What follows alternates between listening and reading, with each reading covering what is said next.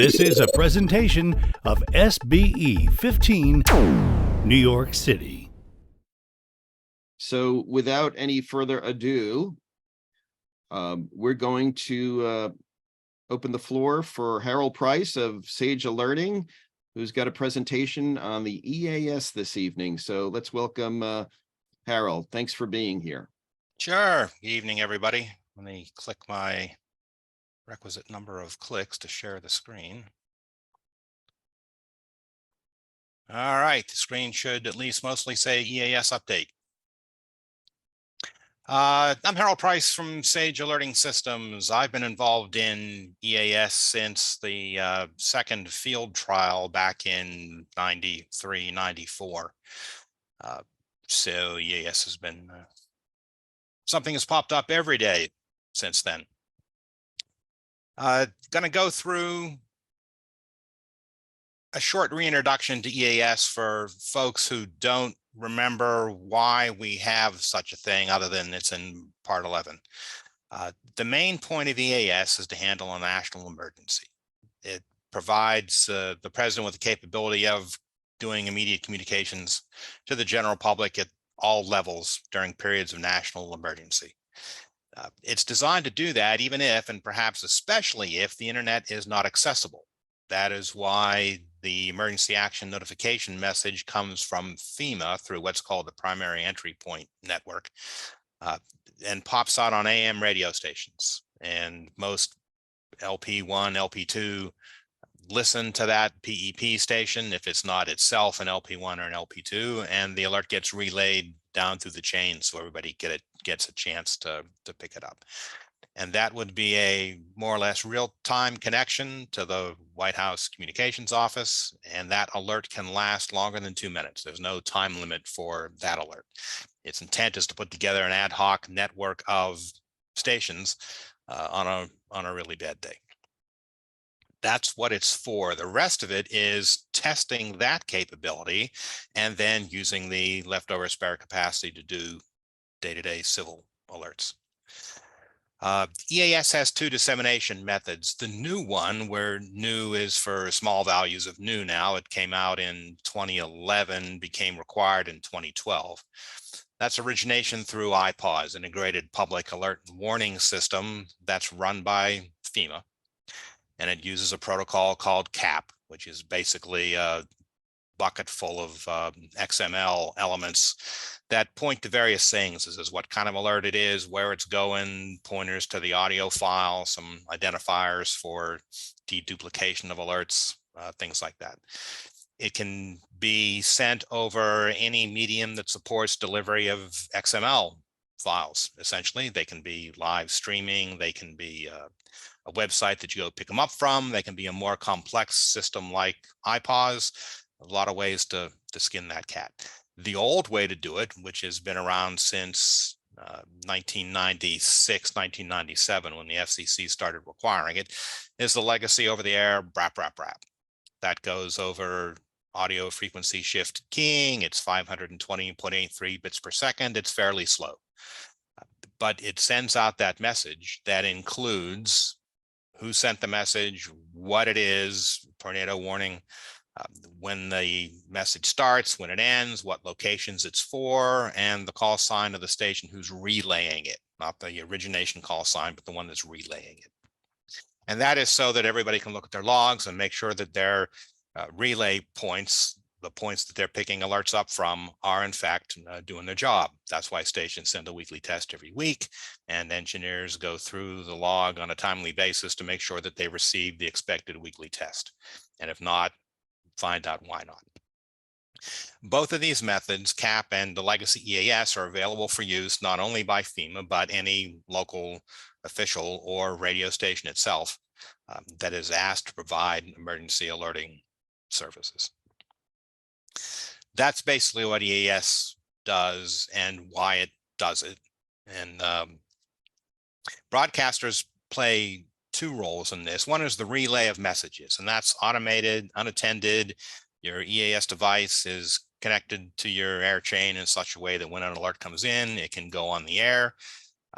alerts that aren't required can go through some filtering, and you can decide to not alert those either from an actual live operator or filters, essentially, where you say if the alert matches these qualifications, put it on the air. The emergency action notification is forced on the air, whether you have a filter for it or not. In the case of Sage, if it comes in, we put that alert on the air, meaning the box throws its relays and sends its audio out those ports. It's the job of the broadcaster, of course, to make sure that when that happens, those actually go on the air, that your EAS device isn't connected to the primary chain when in fact you're on your backup transmitter. You got to watch out for things like that. But the EAS device does the best job it can in making sure that the rest of your air chain knows there's an alert in progress, and it provides the audio, and in case of TV, the text for crawls. That's the easy part of the job. You're also required to originate messages. Some stations will only do weekly tests. That's the only alert that they originate. LPFM stations and low power TV stations aren't even required to do that. But some stations actually originate messages for areas, for counties that have a fully integrated and running CAP system. Some of them want to have a backup when CAP is suffering backhoe fade, either on the input or the output side. They want to be able to issue local alerts through the old style brap, brap, brap. Some of them have their own EAS device there at the county EOC, and they can do their origination. Some of them actually call a local station through which they have an agreement, and the proper authority says, hey, we want to send out a local Amber alert, or the dam's bust, let's send out an LAE, a law enforcement alert. Not everybody is asked to do that, but there's still a considerable number of stations that have that responsibility. In that case of individual stations generating alerts, those are always legacy brap, brap, brap messages. You have to be authorized by FEMA to issue CAP messages, and they've got protocols and procedures to make sure that they know who they're talking to and that they are in fact authorized to do that. So it's a more complex procedure to get CAP messages on the air. So that's the background. What are the changes? In December 12th of, well, around December of 2022, the FCC announced through a rulemaking that they were making two changes. Both of those changes don't go into effect until December the 12th, 2023. Both of those changes in the case of Sage require patches. The other vendors can speak for themselves. But in general, you need a software update that we're calling Rev 96 to be able to do these things.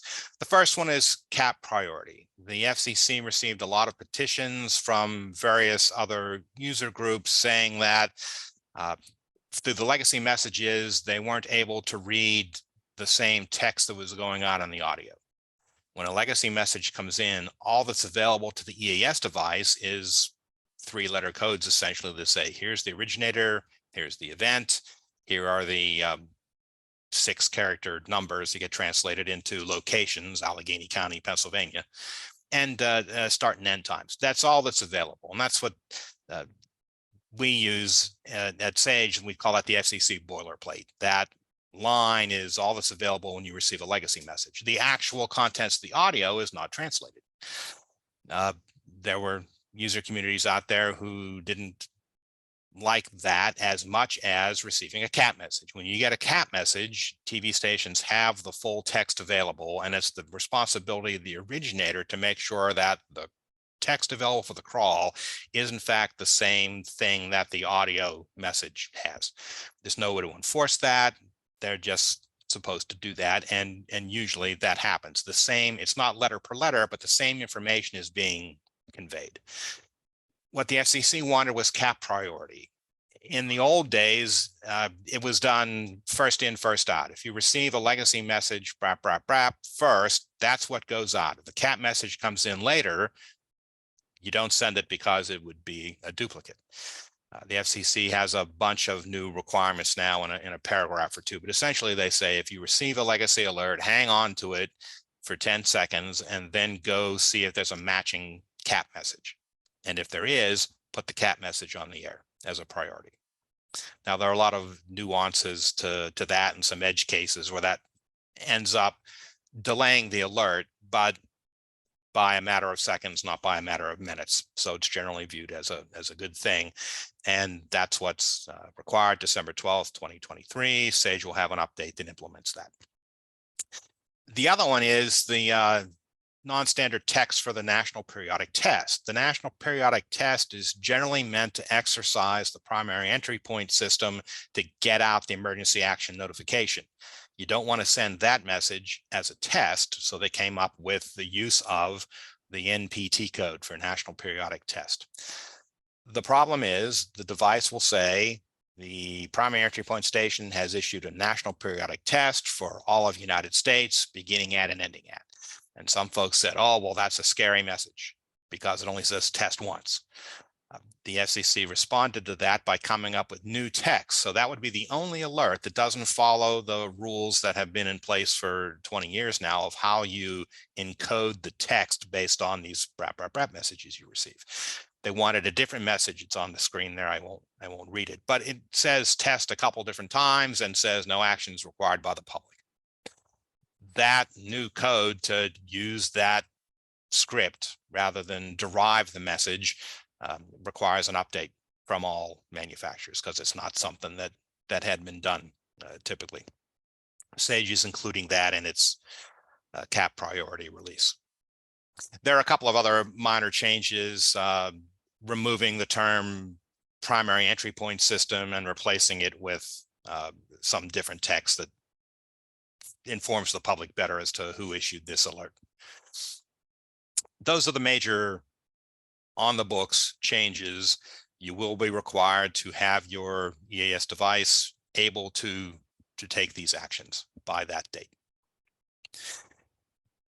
Contemporaneous with that, the FCC came out with a notice of proposed rulemaking. It was issued, I think, in the same couple of weeks, where they're responding to cybersecurity risks. Every day, there's a newsletter that comes out from a group called the CISA that issues, here's more security things that have come to our attention during this week, and they rate them by how serious the priority is and how quick you should fix it and various things. There's something going on every day with cybersecurity risk. The FCC is concerned that EAS can be used as a vector to do bad things, just like anything else. And they came up with a discussion. They're asking questions. Would this be a reasonable thing to do? And they laid out a couple of plans. One of them was that they wanted all stations to have a cybersecurity plan. Big stations, small stations, complex stations, LPFM stations. Everybody would need to have a cybersecurity plan that would address these things. Some of them are what we call no-brainers. You should be doing this. You should have been doing it. You should continue to do it. One is don't use the default passwords. Keep your system up to date. You want to have the system behind firewall so people can't poke at it. The FCC thinks maybe requiring multi-factor authentication would be a good idea. They want to worry about what happens at the end of life with this equipment. There are no rules that say you can't sell your old EAS device on eBay to anybody who's got an eBay account. And they want some wiping and clearing of user information before disposing of devices. There are lots of lists of recommendations for security aspects. And the FCC went through and kind of cherry picked some of the more obvious ones. But the context of it is they want the thing to be more secure. It didn't go over well. A lot of groups responded to the FCC, not in a positive way. In addition, and I'll get into that in a minute, in addition to the cybersecurity things, they also want to know, is anybody actively trying to break in? And they proposed this paragraph here: no later than 72 hours after an EAS participant knows or should have known, and that's the kicker, that its EAS equipment or communication systems or services that could potentially affect EAS have been accessed in an unauthorized manner. The problem is knew or should have known, and anything that could affect EAS, which is everything at your station, including the cell phone of the general manager as they connect up to the Wi-Fi network with something evil on their phone.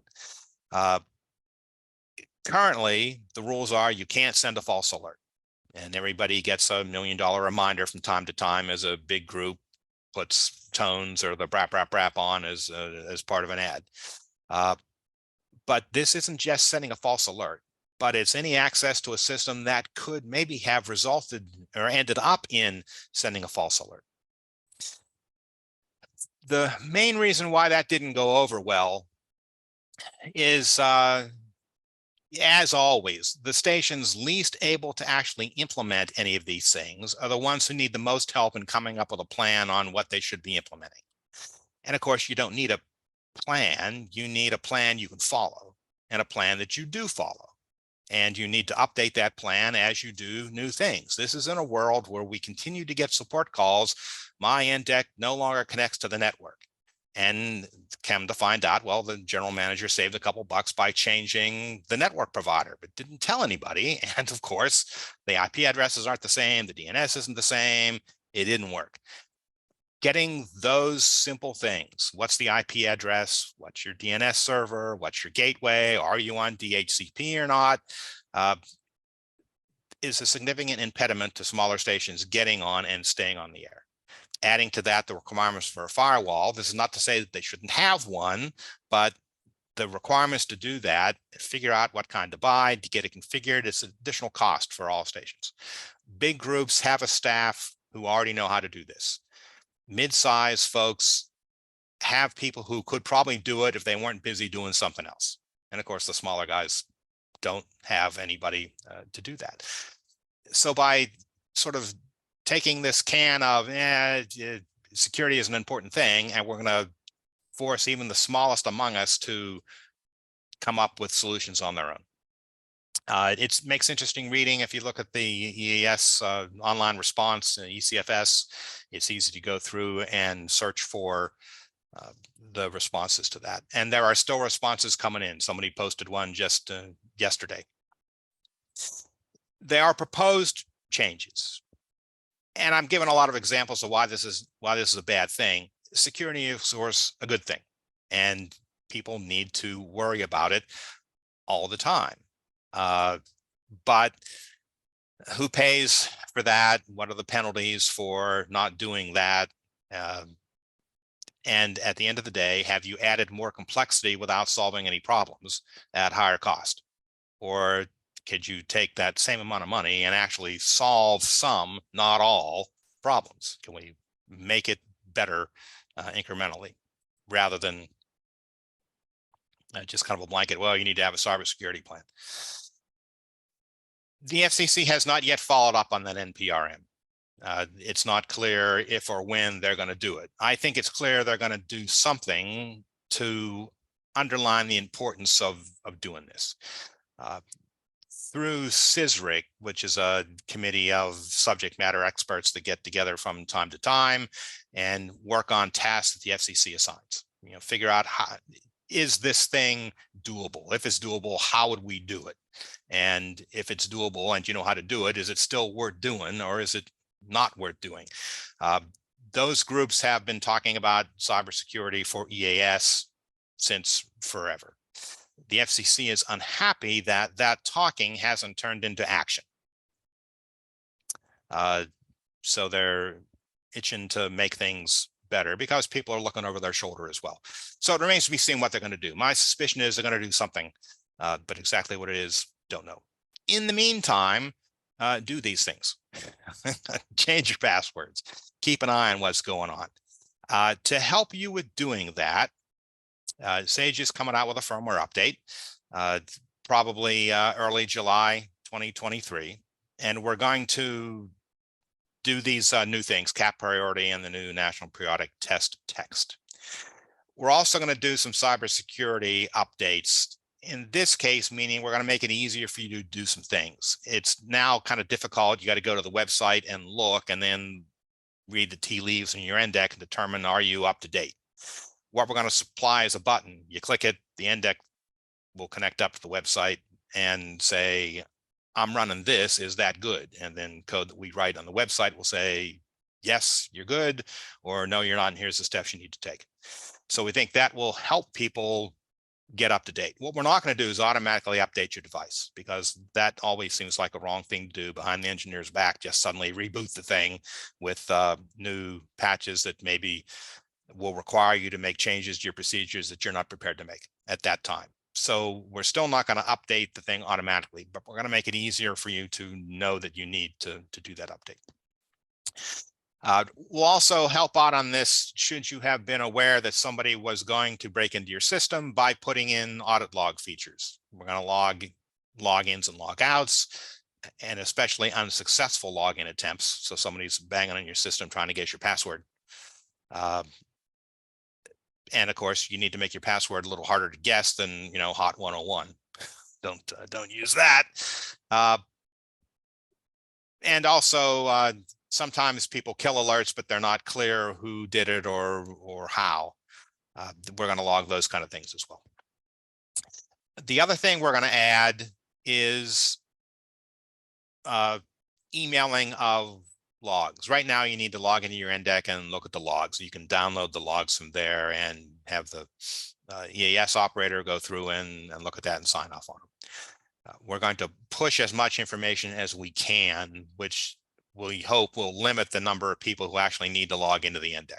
You don't need to have somebody who logs in every week. It's just going to email to whatever list you want to have. That will give our current conformance report, which is for every active monitor input source, tells you whether you received the weekly test or monthly test that week, or if you didn't receive anything, which means yeah, go look at the receiver on that input. And there'll be a summary of every alert that came in, kind of a one-liner thing, so you can quickly look to see if you've got a weekly test from everybody. And then it will also include the FCC's requirement of every alert that you receive. On the legacy side, that complete alert will be printed out. All that pushed in an email, making it easier for you to have them.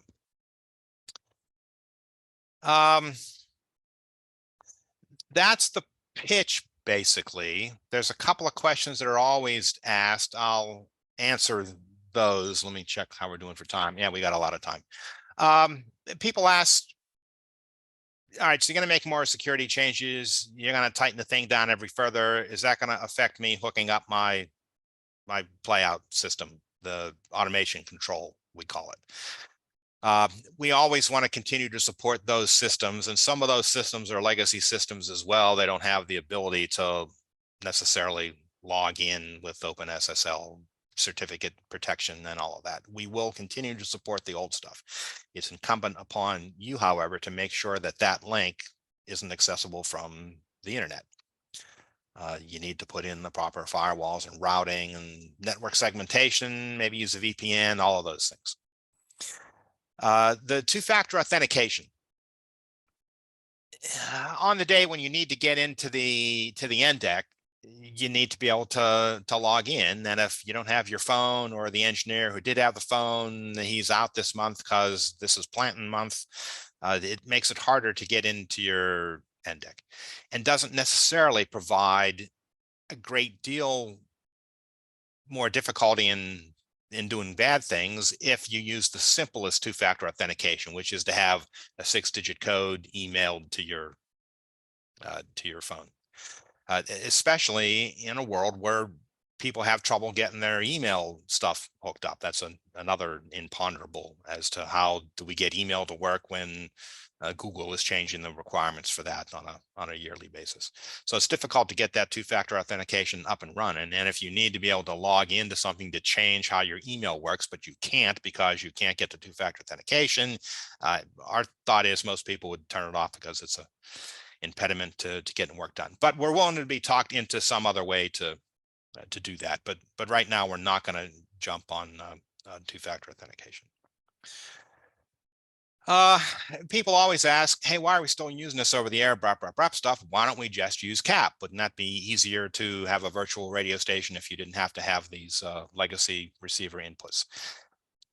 Because the EAS exists to support what's called the continuity of government group there at FEMA, and that requires the over-the-air legacy BRAF from AM radio stations. It's unlikely they're going to turn that off anytime soon. They're kind of on record as saying it's unlikely we're going to turn this off anytime soon, but we continue to look at it. That sort of Cold War legacy is likely to remain, and therefore the analog audio inputs will remain. Is there going to be another nationwide EAS test? Well, the obvious answer to that is yes. Congress has tasked FEMA with doing the periodic alerts, not necessarily once a year, but often. They didn't do one last year. They will do one probably in the next 12 months, but they haven't announced it yet. And it's beyond my pay grade to guess at that, but it is a requirement and they will be doing that. Are we doing anything else for software updates in addition to these required things from the FCC? Yes, we'll be adding in some additional quality of life features to the NDEC. It should be in, some of them will be in the Rev 96 release, some will be in Rev 96.1. Are there any future hardware updates? Our goal is to continue to maintain compatibility of new software with the hardware that's currently in the field. If you've got some new thing that you wish the NDEC did that it doesn't do now, drop us an email. So at this point, we'll open up the floor to questions if there's any questions. Yeah, I'll start off with the first one. Is all Sage alerting equipment compatible with the new protocol? Yes. Do you want to speak at all about the latest Sage NDEC that is available? It's the 3644. That's still our flagship product, and that's what's available. And the new software runs on even the very first one of those we sold in 2009. All right. Anyone else on the floor? Yes, Harold, Richard. Hey. Okay, you talked about something that is bothering some other manufacturers too, and that's the Google changes. Do you have anything to say about that except something that would be unprintable? Well, if you follow the instructions, and we have a set of instructions up on our website, you click on support, there's an FAQ page there. And then there's a downloadable PDF. And if you follow those precisely in the order that they are, it works every time. Basically, you've got to turn on two-factor authentication for the email address, the email account that the NDEC uses. It doesn't have to be your email address. You can build a Gmail account for just the NDEC. Turn on two-factor authentication. You have to do it once. If you never use that account again to log into, you never need to do it a second time. Once you get two-factor authentication turned on, you build what's called an app password or a device password. Then they give you basically a one-time password that's a long sequence of unguessable characters. I think it's 16 characters altogether. That's the password that you then tell the NDEC, hey, here's my password. The rest of it is all the same. There's 5 different parameters you need to get right. They're all in that FAQ. At that point, it does the right thing. Google realizes there's a large ecosystem of devices like the NDEC, appliance type devices that rely on Gmail to send these messages out. Microsoft has done the same thing with their email system, and it's essentially the same thing. You turn on their higher level of security and you build a one-time password for use with these devices. What is more problematic is your own corporate email system. That is between you and your corporate email system. There is one difficulty that the NDEC kind of adds to it, which is you can't change the from address of the NDEC. And some corporate guys want it to be a certain format, and they're not interested in _NDEC. We're going to fix that in this upcoming release.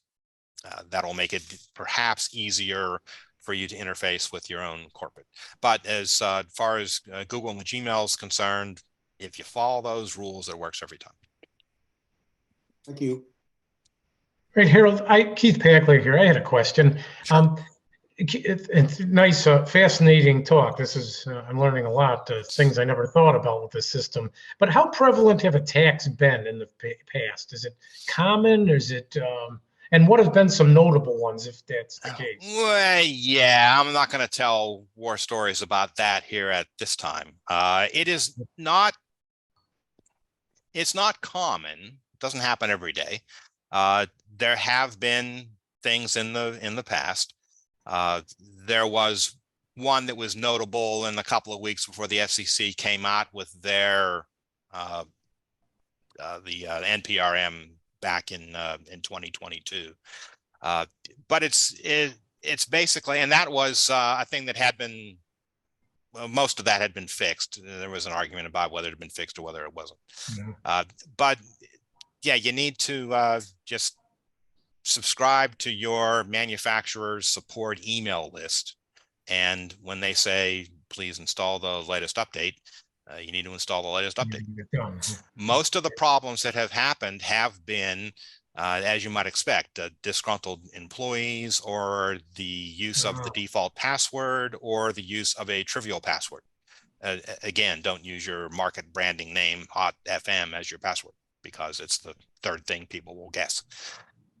And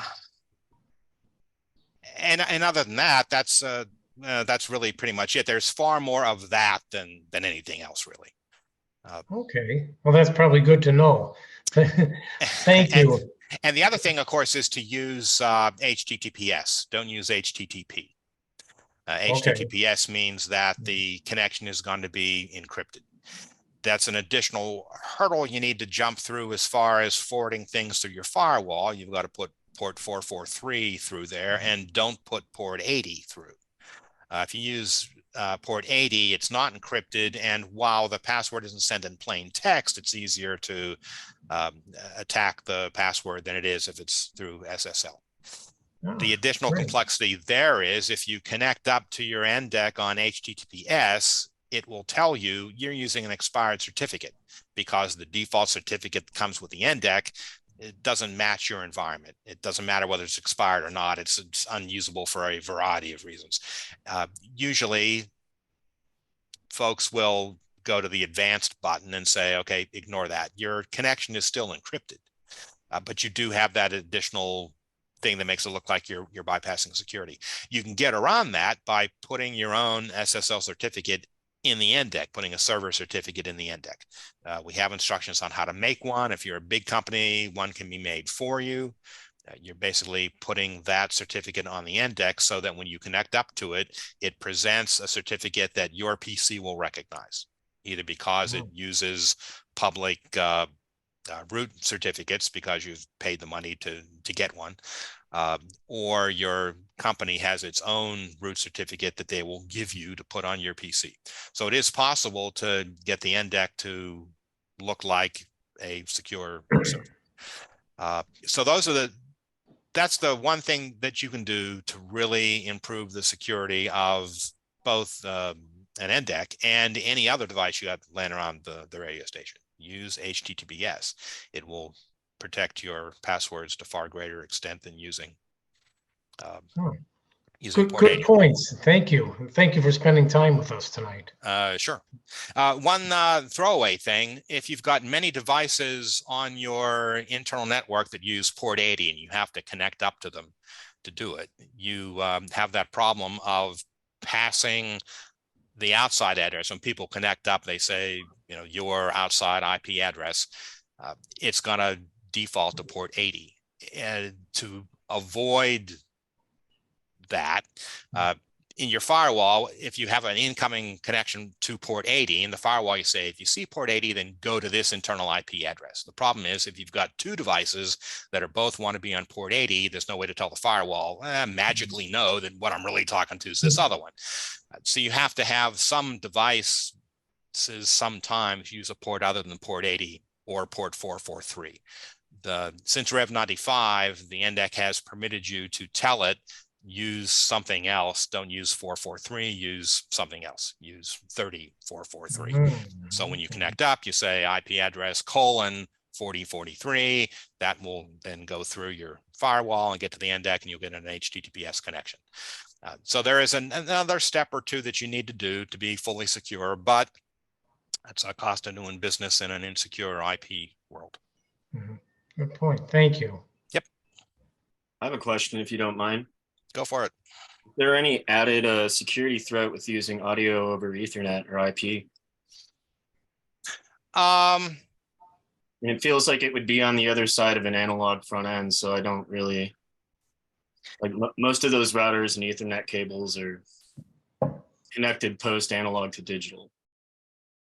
You've got the same problem for taking in an audio stream as you would really anything. Okay. There were people who had their STLs attacked because somebody managed to, insert some audio on the way. Oh, wow. If you route audio through the public internet, yeah, you got to be careful with what you're doing, and you've got to use proper firewalls, and you can put audio over HTTPS as well. As far as protections in the CAP messages, the audio pointer inside the CAP message is protected by the CAP signature. And there's a big pile of CAP elements. One of them is a digital signature that is used to make sure that the contents of the CAP message didn't change and that they came from somebody FEMA authorized to do it.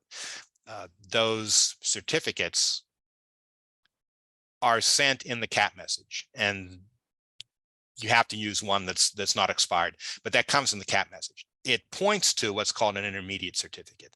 And those are certificates that get put on your NDEC. They don't come externally, because if you get all of your signature chain of trust, if it all comes from outside, then you can't trust it.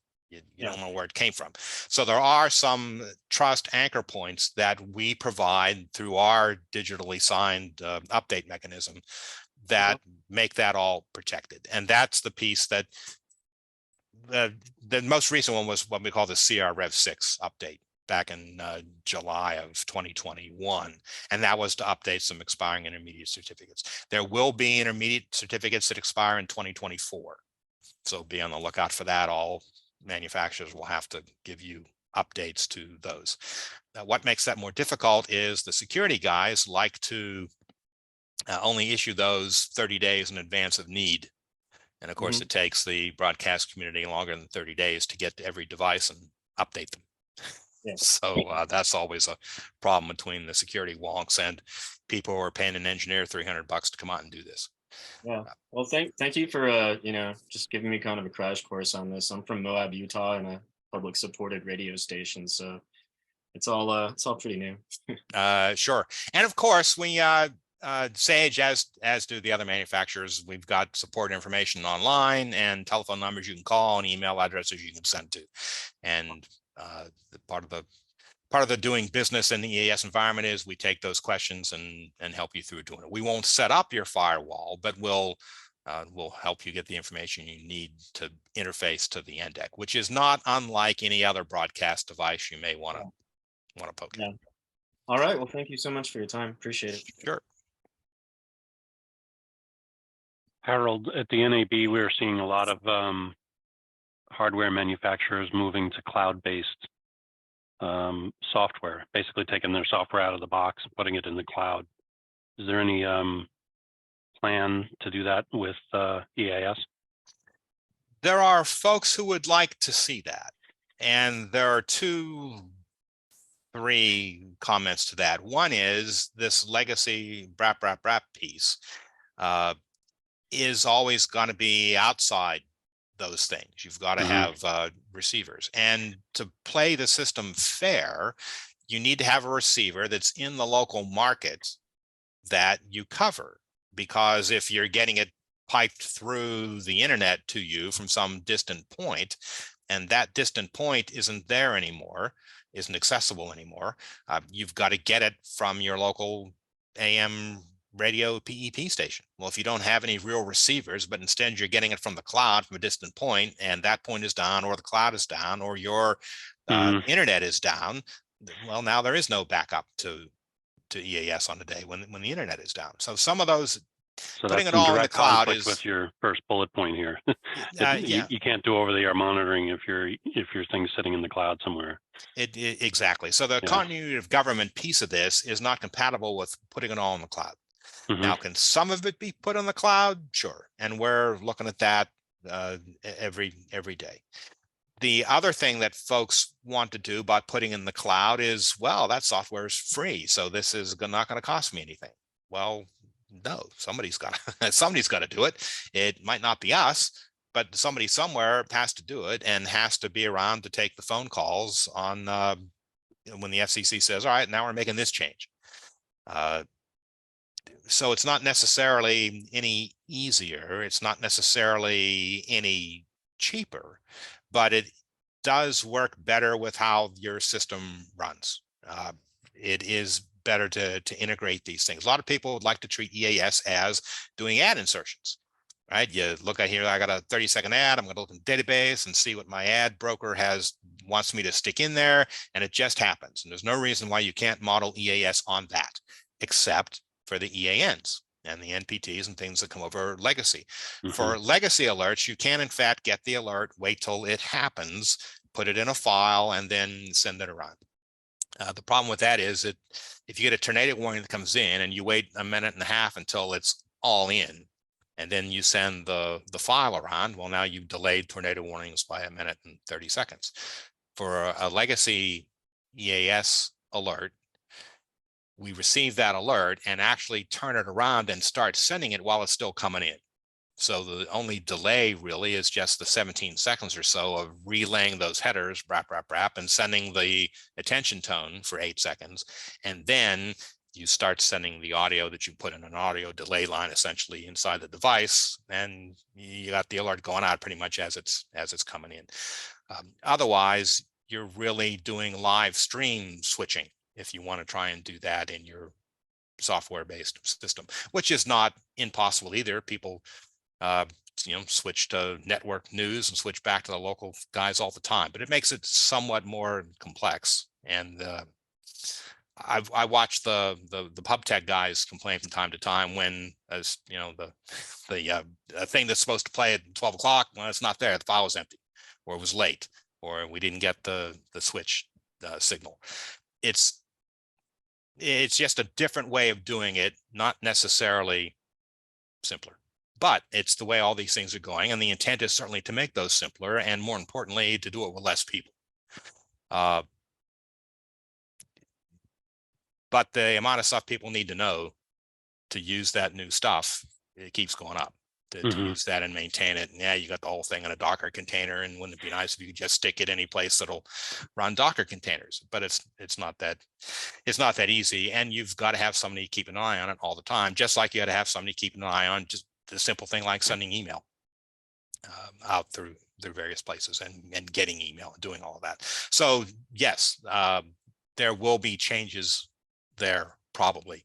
Are we going to throw it out and come up with a totally software-based system in the US? Probably not. Canada has a totally software-based system, CAP. But they're still doing it the same way, pretty much. They haven't automated that in their air chains either. Because this way it's more ubiquitous and easier. But at some point, character generator manufacturers are going to stop making things that have baseband audio input spigots. Where you are, and the NDEC is already moving towards doing that over IP as well. There's a new protocol we have that supports the character generator pieces of it now solely through IP. You don't need a serial port anymore. But yeah, it's moving that direction. But it's going to be years to get there, I think. Thanks. Yeah, and you went through the cybersecurity stuff, 2FA, and various other things you're adding to the feature set, and we appreciate that, because a lot of that stuff did come up during that NPRM when we were reviewing it, and we're like, why isn't that already in the box? And it looks like you've basically thought the same and adding it to the box. So yeah, we're adding this. We're not adding 2FA, but the rest of the stuff we're incrementally adding to make it easier to do things.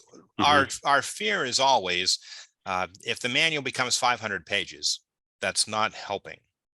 So we want to, in fact, end up with software that did make it easier to do, did make the engineer go from 40 minutes of paying attention to EAS a week to 5. And not have to spend 2 hours waiting for somebody to go in and push the button on the front panel that says turn off 2FA because somebody backed over their cell phone. Yep. It's an incremental thing.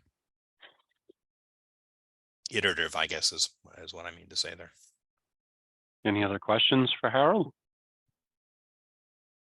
Anybody? Let me spend just 5 minutes here, probably less. I just want to make you aware of a feature, a thing that we call Alert Portal. If you are in a position where you need to generate alerts, currently you do it through our remote handheld remote control. You can do it through GPI, GPO in some cases. You can do it through the front panel. But if you want to initiate an alert on the fly, you had to rely on legacy software called NDEC Pro and NDEC DJ. NDEC Pro and NDEC DJ gave you a GUI interface with drop-down boxes that said, I want to send a monthly test, etc. You had to interface to the NDEC with a serial port to send commands and then wires to carry the audio out of the PC you're running NDEC DJ and NDEC Pro on, and run those to your NDEC. We now have this thing called Alert Portal. Here's a button to click for that. We've added some additional security to that. Alert Portal allows you to send alerts through a remote interface. Now it's up to you, of course, to make that remote interface only applicable to the folks that you want it to apply to. Well, we're helping out with that by having what's called a client certificate. When you connect up to an HTTPS website, that server is authenticating. It's proving to you that it is who you think you're talking to. You're talking to HTTPS, google.com. It's proving, hey, I'm google.com. With a client certificate, you are proving to the NDEC that you're who you say you are. That's a digital signature that you've got the private key for that. You're signing a thing. The NDEC's got the public key, and it can then prove to itself that the person talking to it had the private key. That's how this public-private key stuff works. So the NDEC is asking for my certificate. It goes to Windows, who knows how to say, all right, this is a certificate that the NDEC is expecting you to have. Is it okay to send it to the NDEC? I click OK. And now the NDEC knows that I'm user Harold. User Harold is allowed to use Alert Portal. Real quick, you can build in advance, meaning the administrator can say, Harold can send alerts. What alerts he can send? He can just send these existing templates in this case. So I'll do from template, pick a template. Here's my monthly test template. I say, okay. The intent is here that there's steps to build this alert. You're providing the information that you want the alert to be, who's sending it, what kind of alert it is, what the duration is, etc. The template answers all those questions. Over here on the right hand, this is what's actually going to go on the air. We're attempting to have people not accidentally send a monthly test when what they really wanted to send was a weekly test. We make it as clear as possible. Hey, this is the monthly test. It's a monthly test emergency alert.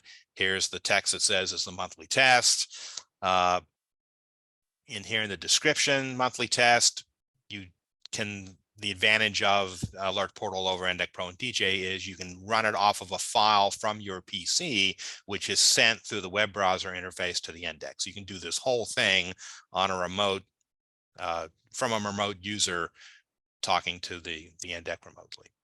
So there's one problem here with this templated alert. It doesn't have the audio file. So you can click to fix the fact that there's no audio file, and you can upload an audio file, choose the file you want to upload. I'm going to upload my required monthly test sample, click OK. And I don't know whether you can hear the audio there, but it plays the audio to you and gives you the little visual thing because, oscilloscopes are cool. You can then play that, make sure that's the audio that you really wanted to do. When you're ready to let it go, I'm going to find the right scroll button here, which is underneath. Whoops.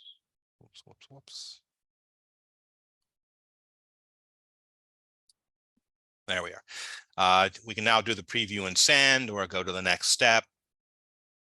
Now ready to send. You can preview one more time. It's really what you want to do. You do prepare to send. And then when you want to send the alert, out it goes. And the alert goes. If we were with the end deck, we could hear it, but it's grinding away in the lab. You get the countdown and everything as it happens. When we had that button that says prepare to send, we also have two-person authentication. This is one of the outcomes of the Hawaii ballistic missile alert. And a single individual at that time was permitted to send any alert they wanted. And the alert they wanted to send was a live missile attack. The FCC determined, and other government authorities, that what was really required was for a supervisor to approve that. And we have the ability then to have an approver. And we're kind of out of time for that, but you can set the NDEC up so that a second person needs to be logged in with a second user account and password and potentially certificate. They would then get a message saying user number one is trying to send this alert. Is that cool with you? And then you click either yes or no. Then it comes back to the first user who can click the go ahead and send it button. You can also send an alert not from a template. You can actually build one up from scratch where you have to answer all of these questions on your own. You pick the event. And again, as the administrator, you can subset the list of 53 or whatever we're up to now, possible events with a list that you're going to give them. So you can send a weekly test, a monthly test, and the local EOC can call as a backup and ask you to issue a blue alert.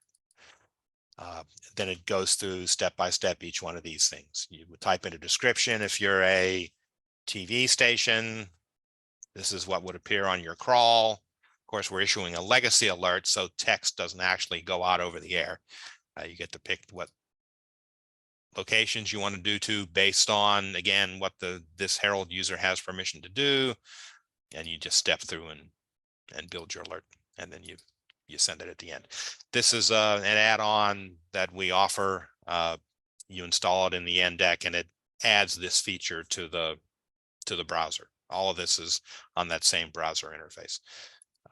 When we're done, of course, we can go back to the regular NDEC interface. We can look at the logs, and here's this alert. We sent a required monthly test from Alert Portal. That's the user that was logged on and what his IP address was when he did it. Again, with the security in mind here.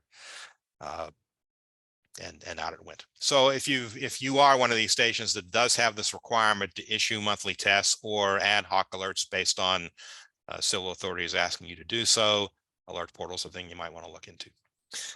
And with that, at 6:58, Nice timing. I cede my remaining 2 minutes back to the chairperson. Yes. Take it right up to the post. It's like a good DJ. Yeah. I just wanted to ask all the attendees for just a second. I see there's folks from all over. I'm guessing everybody here is in the US. Would you just kind of shout out where you are tonight? Obviously, I'm in New York. I'm in Queens, New York, and just shout out where you're. Los Angeles. Austin, Texas. Sacramento, California. Maui. Maui. Rub it in. Memphis, Tennessee here. Ventura County, California. Washington, D.C. Rehoboth Beach, Delaware. Los Angeles. Sacramento, California. Salt Lake City. Rahway, New Jersey. Chicago, Illinois. Yeah. Trumbull, Connecticut. Bronx, New York. Hi, Dave. Hey. Is that everybody? Wow. I guess being a New York City chapter, we should probably move to the West Coast. That's all right. We welcome everybody, and we're all glad you're here. This is great. You demystified the EAS for us, and I see some stuff happening in the chat. Oh, just mentions of where folks are. Fairbanks, Alaska. Excellent. Conrad, anything you'd like to mention? Nope, just a thank you to Harold for taking the time out with us tonight. Appreciate Hey, that. thanks. Thanks for the opportunity. Thank you, Harold. Really appreciate the information this evening. Thanks for joining us. Please remember to subscribe to SBE 15 New York City